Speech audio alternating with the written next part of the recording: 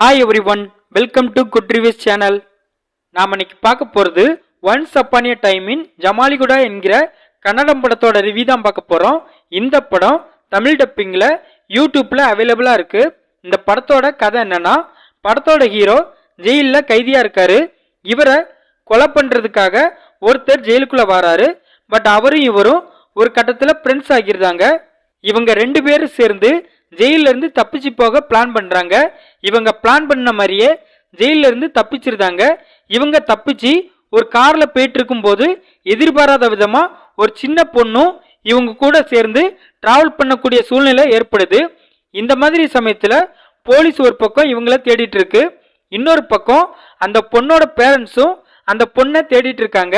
இதுக்கப்புறம் என்ன நடந்துச்சு, ஹீரோ ஜெயிலுக்கு வர என்ன காரணம், ஹீரோவோட பிளாஷ்பேக் ஸ்டோரி என்ன, கடைசியா ஹீரோவை போலீஸ் கண்டுபிடிச்சாங்களா இல்லையா, ஹீரோ ஜெயில இருந்து தப்பிச்சு எங்க போகணும்னு நினைச்சாரு, இதுதான் இந்த படத்தோட கதை. இந்த படத்தை குஷால் கவுதா டைரக்ட் பண்ணியிருக்காரு.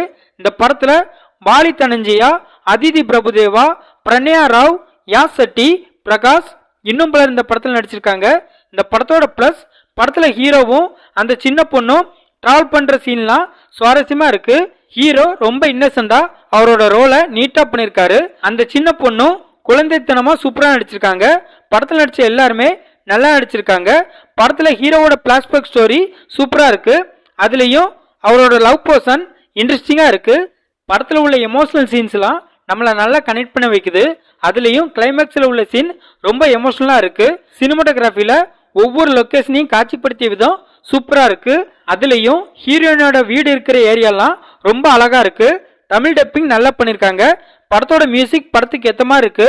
இந்த படத்தோட மைனஸ், படத்துல நாம நம்ப முடியாத சீன்ஸ் நிறைய இருக்கு.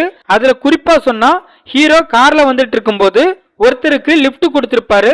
அவர் உடனே எங்க வீட்டுக்கு வாங்க, கோழி குழம்பு வச்சு சாப்பிட்டு காலையில போகலான்னு ஹீரோ கிட்ட சொல்லுவாரு. ஹீரோவும் அதுக்கு உடனே ஓகேன்னு சொல்லுவாரு. அந்த சீன்லாம் கொஞ்சம் கூட ஏத்துக்கிற மாதிரி இல்ல. படத்துல உள்ள ஒவ்வொரு சீன்ஸுமே ரொம்ப ஸ்லோவா இருக்கு. மற்றபடி இந்த படத்துல மைனஸ்ன்னு சொல்ல பெருசா எதுவுமே இல்லை.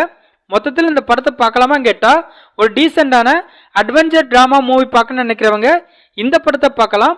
இந்த படம் தமிழ் டப்பிங்ல யூடியூப்ல அவைலபிளா இருக்கு. இந்த வீடியோ பிடிச்சிருந்தா லைக் பண்ணுங்க, ஷேர் பண்ணுங்க, சப்ஸ்கிரைப் பண்ணி சப்போர்ட் பண்ணுங்க. Thanks for all.